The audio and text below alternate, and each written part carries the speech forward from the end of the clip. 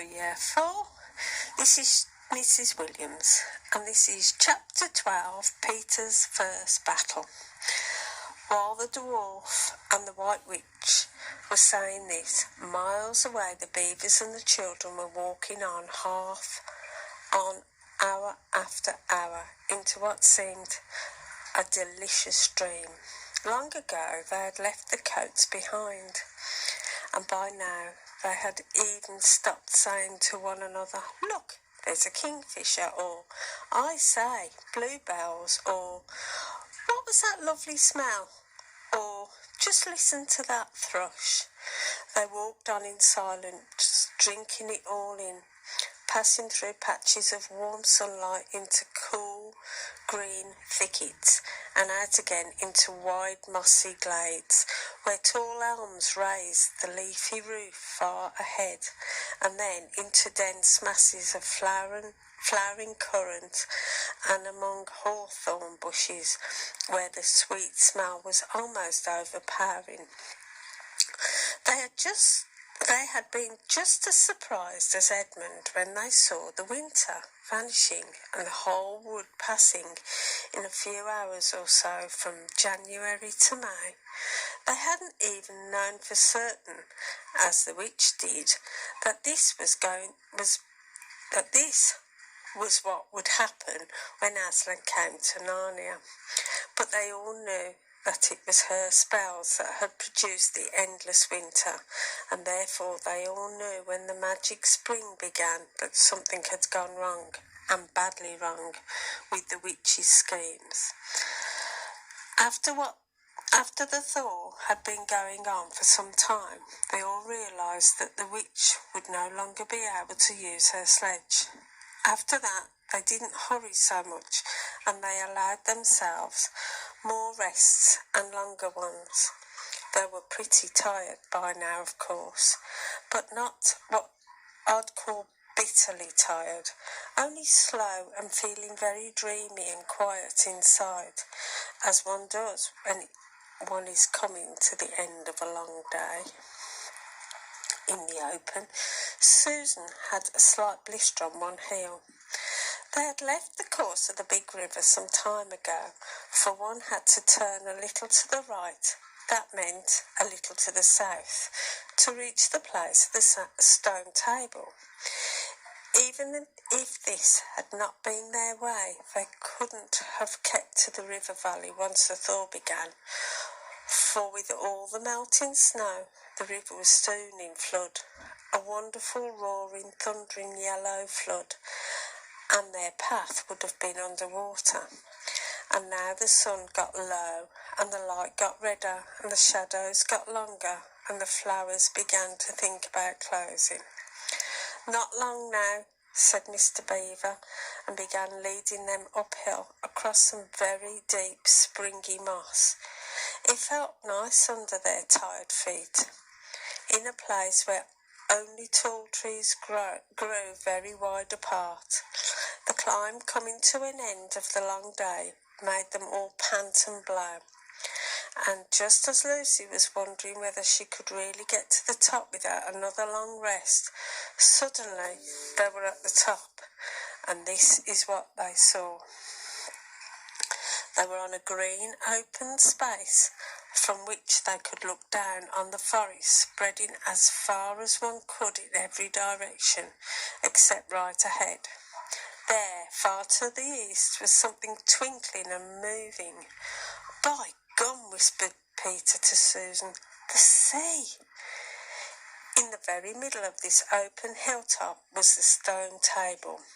It was a great grim slab of grey stone supported on 4 upright stones.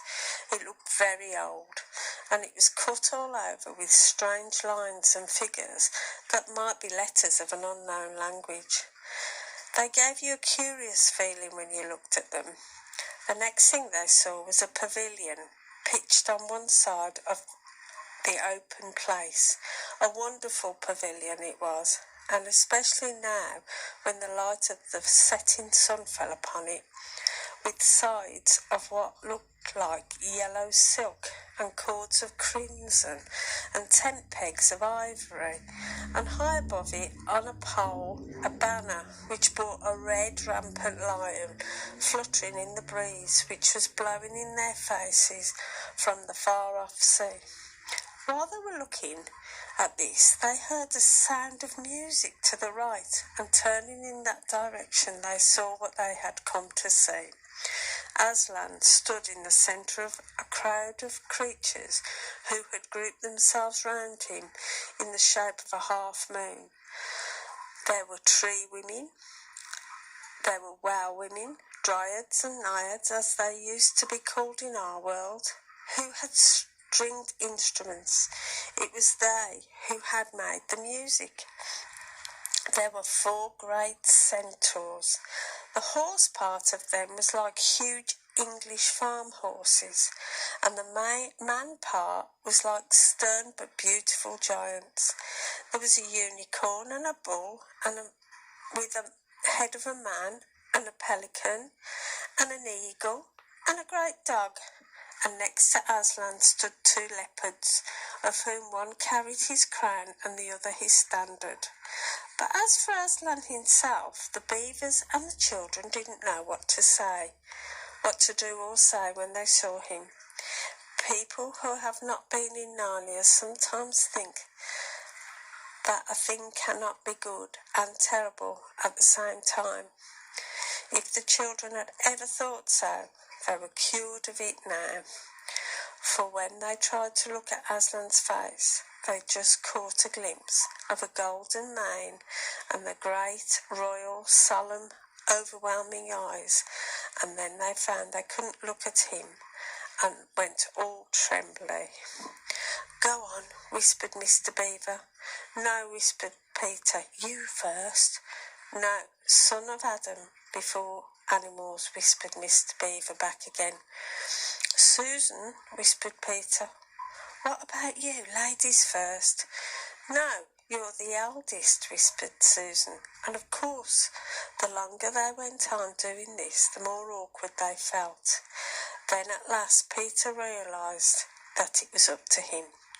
He drew his sword and raised it to the salute, and hastily saying to the others, "Come on, pull yourselves together," he advanced to the lion and said, "We have come, Aslan."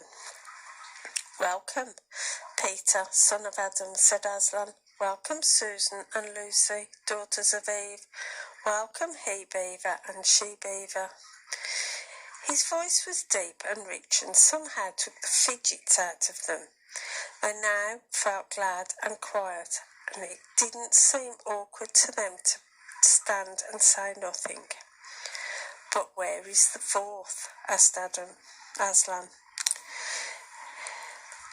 He has tried to betray them and joined the White Witch, O Aslan," said Mr. Beaver.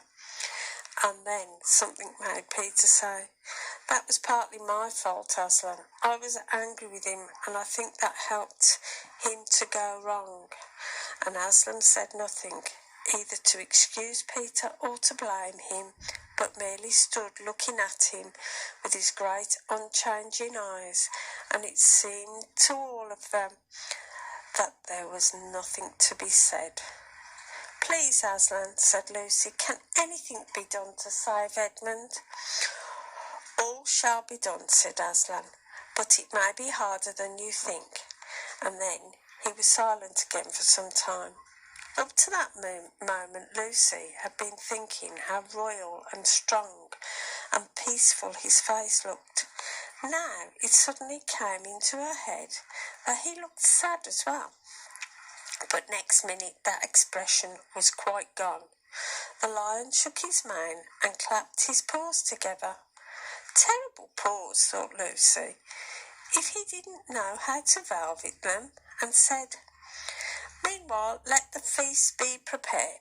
Ladies, take these daughters of Eve to the pavilion and minister to them."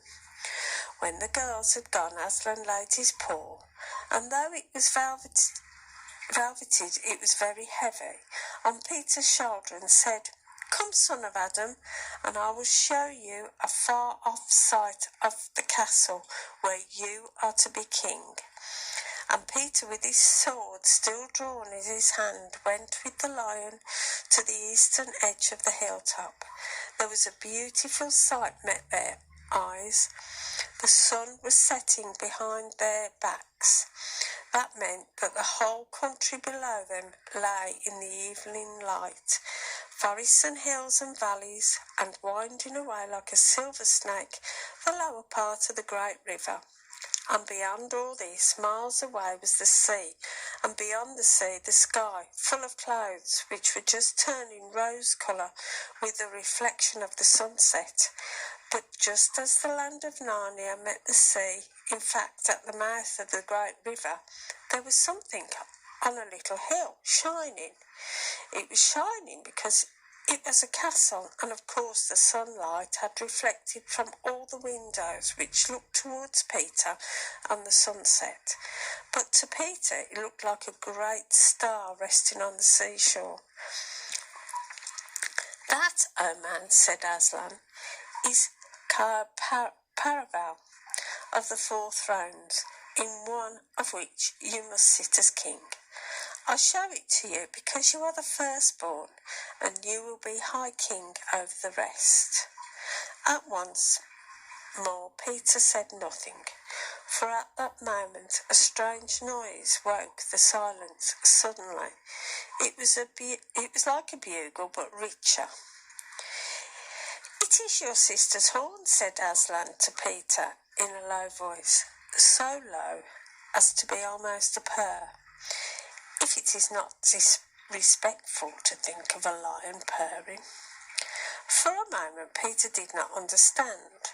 And when he saw all the other creatures start forward and heard Aslan say with a wave of his paw, "Back, let the prince win his spurs," he did understand and set off, running as hard as he could to the pavilion. And there he saw a dreadful sight. The naiads and dryads were scattering in every direction. Lucy was running towards him as fast as her short legs could carry her, and her face was as white as paper. Then he saw Susan make a dash for a tree and swing herself up, followed by a huge grey beast. At first Peter thought it was a bear. Then he saw that it looked like an Alsatian, though it was far too big to be a dog. Then he realised that it was a wolf standing on its hind legs with its front paws against the tree trunk, snapping and snarling. All the hair on its back stood up on end. Susan had not been able to get higher than the second big branch. One of her legs hung down so that her foot was only an inch or two above the snapping teeth. Peter wondered why she did not get higher, or at least take a better grip. Then he realised that she was just going to faint, and that if she fainted she'd fall off. Peter did not feel very brave. Indeed, he felt he was going to be sick, but that made no difference to what he had to do. He rushed straight up to the monster and aimed a slash of his sword at its side.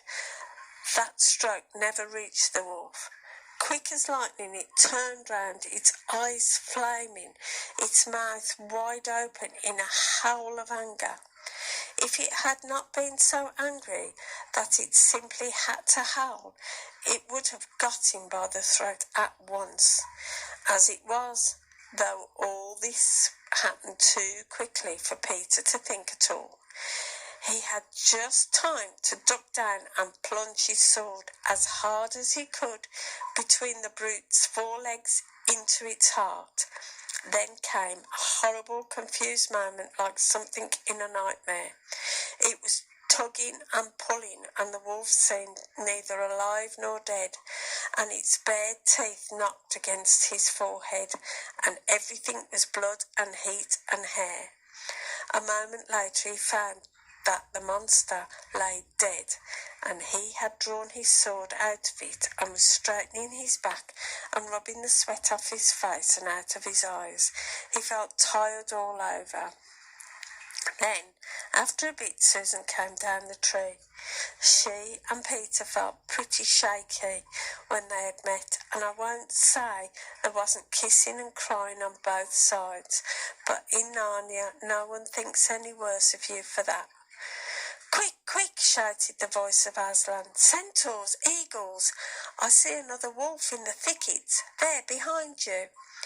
He has just darted away. After him, all of you. He will be going to his mistress. Now is your chance to find the witch and rescue the fourth son of Adam." And instantly, with a thunder of hoofs and beating of wings, a dozen or so of the swiftest creatures disappeared into the gathering darkness. Peter, still out of breath, turned and saw Aslan close at hand. "You have forgotten to clean your sword," said Aslan. It was true.